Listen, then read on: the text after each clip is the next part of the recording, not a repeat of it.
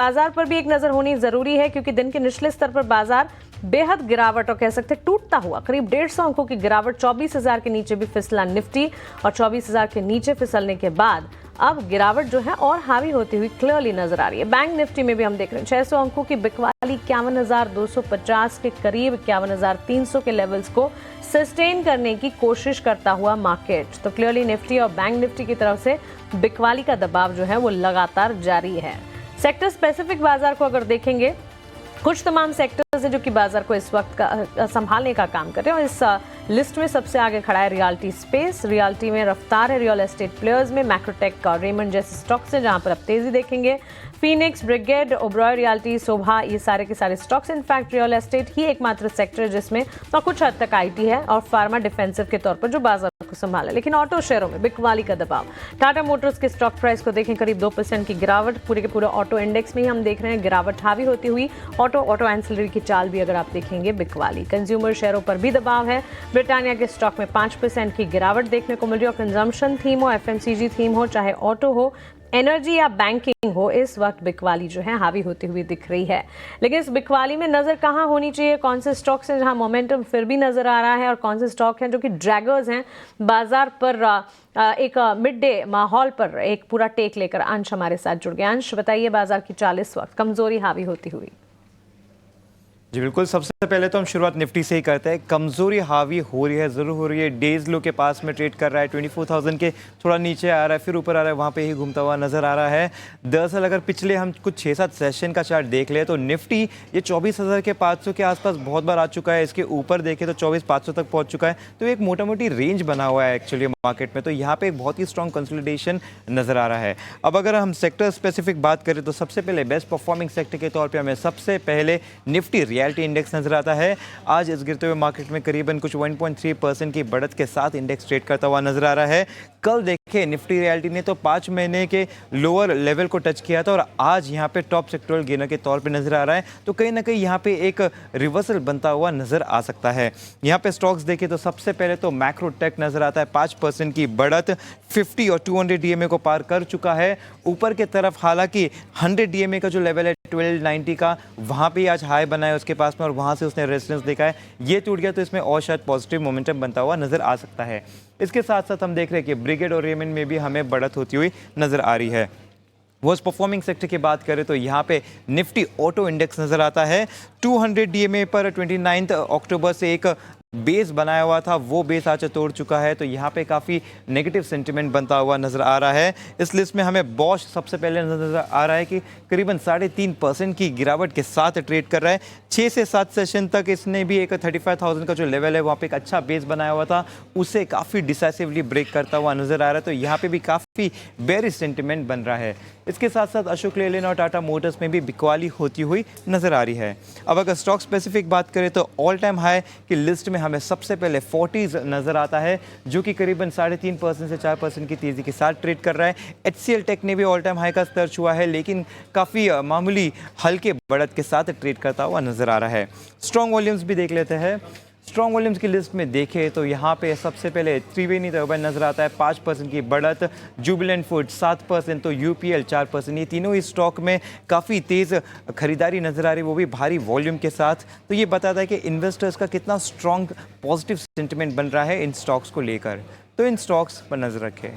बिल्कुल अंश, आपका शुक्रिया हमारे साथ जुड़कर ये मिड मार्केट एक्शन शेयर करने के लिए। तो क्लियरली बाजार में हम अगर देखें टेक्सचर जो है बिल्कुल नेगेटिव होता हुआ नजर आ रहा है। बिकवाली का दबाव है। Stock specific action broader markets में फिर भी आपको चुनिंदा शेयर्स मिल जाएंगे या कुछ कुछ नतीजों के दम पर स्टॉक प्लेयर्स मिल जाएंगे जहां पर हम देख रहे हैं कि मार्केट ट्रेंड के विपरीत एक पॉजिटिव मोमेंटम नजर आ रहा है। लेकिन ओवरऑल अगर आप देखेंगे गिरावट हावी होती हुई और बाजार बिल्कुल संभलने का नाम नहीं ले रहे हैं। 24,000 के इर्द गिर्द, 24,000 के नीचे के स्तर भी देखने के बाद दिन के निचले स्तरों पर ही इस वक्त मार्केट ट्रेड करता हुआ। दिन की शुरुआत से ही बिकवाली हावी होती रही और ये बिकवाली गहरा ही रही है। पूरा महीना चॉपी ट्रेड का रहा भारतीय बाजार के लिए।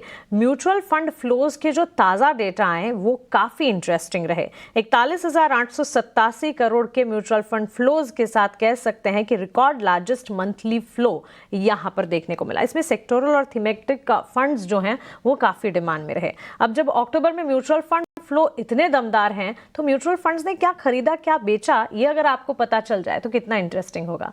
ये इंटरेस्टिंग डिटेल लेकर शरद हमारे साथ जुड़ गए हैं। शरद, आप बताइए। जी बिल्कुल, अक्टूबर के महीने में जो है बहुत अच्छी मूवमेंट देखने मिली है इक्विटी फ्लोज की। सितंबर में लगभग 34,400 करोड़ का ये आंकड़ा था और अब देखा जाए तो उसके मुकाबले लगभग 42,000 करोड़ का जो है टोटल इन्फ्लोज देखने मिला है। अगर वही एनएफएस को हटा दे फिर भी एक सिग्निफिकेंट इन्फ्लोज देखने मिली है, लगभग 38,000 करोड़ का ये मार्क है। बात करते हैं तो फाइनेंशियल, हेल्थ केयर, आईटी शेयरों में जो है ज़्यादा निवेश देखने मिले हैं और यहाँ पे इन्फ्लोज ज़्यादा आए हैं। और उसके अलावा oil and gas, discretionary, auto शेयरों में जो है निवेश घटाया गया है और वो हमने देखा भी है कि इन स्टॉक्स में थोड़ी सी सेलिंग प्रेशर भी आई है।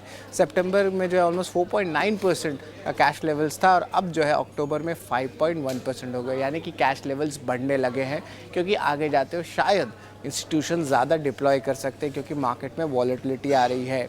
लेकिन जो कंपनीज़ हैं जहाँ पे खरीदारी और बिकवाली हुई है, म्यूचुअल फंड की देखें तो पीएनबी जो है आप यहाँ पे अच्छी बाइंग आई है। बिकवाली में देखें तो आईओसीएल जो है फोकस में रहेगा।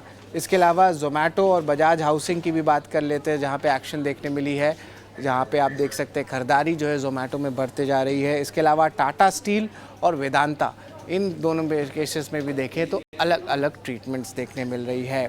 रिलायंस में जो है देखिए बाइंग आई है और वही बिकवाली, छोना फाइनेंशियल में देखने मिली। और एसबीआई की बात करें तो यहाँ पे भी जो है बाइंग आई है। हालांकि ऑटो स्पेस से टाटा मोटर्स में जो है पोजीशंस कट किए गए हैं। इसके अलावा भी जो है मिड कैप, स्मॉल कैप की बात कर लेते हैं जहाँ पे वोडाफोन आइडिया में खरीदारी देखने मिली है। स्टीप करेक्शन आई थी एक समय, वोडाफोन आइडिया की ऑलमोस्ट 50% गिर गई थी, उसके बाद से थोड़ी बाइंग इंस्टीट्यूशंस की आई है। बिकवाली में आईडीएफसी भी फोकस में रहेगा। इसके अलावा आईडीएफसी फर्स्ट बैंक में भी जो है बाइंग देखने मिली है। स्टॉक में बड़ी करेक्शन आई थी अर्निंग्स के बाद, बिकवाली में सेल आया है। और इसके अलावा अगर स्मॉल कैप, मिड कैप की बात करें तो बैंक ऑफ महाराष्ट्र की बात करते हैं, वही दूसरे साइड बंधन बैंक में सेलिंग आती है। इसके अलावा सुजलॉन एनर्जी पैक में बात करें तो यहाँ पे बाइंग आई है और एचपीसीएल में सेल। और आखिर में बात करें तो मदरसन सुमी वायरिंग में जो है बाइंग आया है। और आपका जो है टेलीकॉम सेगमेंट से इंडस टावर, यहाँ पे सेल देखने मिला है और यहाँ पे अर्निंग्स का भी इम्पैक्ट आया है। तो ये पूरा रिपोर्ट कार्ड है म्यूचुअल फंड के बाई सेल का, आपके लार्ज कैप्स और मिड कैप्स का। म्यूचुअल फंड अक्टूबर का पूरा एक्शन हमारे बीच रखने के लिए। इस बीच सीईएससी के तिमाही नतीजे पे आपके स्क्रीन पर आप देख रहे हैं मुनाफा 348 करोड़ से बढ़ा है और कंपनी की कंसोलिडेटेड आय भी 4,700 करोड़ पर सालाना आधार पर यह भी बढ़ती हुई देखने को मिली है।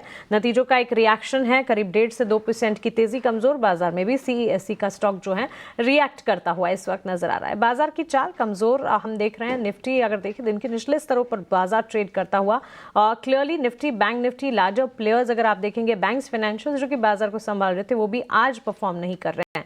23,970 यानी कि 24,000 के नीचे भी हम जा चुके हैं। चलिए फिलहाल मिड कैप मसाला को